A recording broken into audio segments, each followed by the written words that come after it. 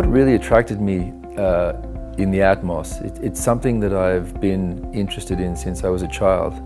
I first remember cutting some pages from magazines, probably when I was an early teenager.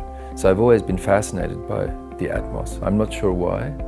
I think primarily because the object is one of those objects which is timeless in many ways.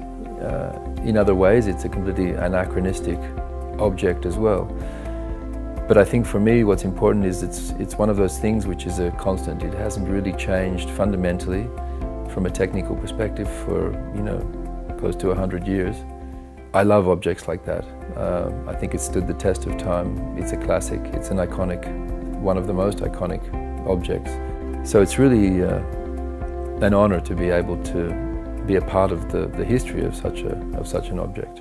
It will be always valuable, inherently precious, not only because of the way it's made and the materials that it's made from, but because the relationship that it has to people, specifically the owners, but also people that will inherit such an object. It's really a pleasure to be here again. It's obviously not the first time I've been here.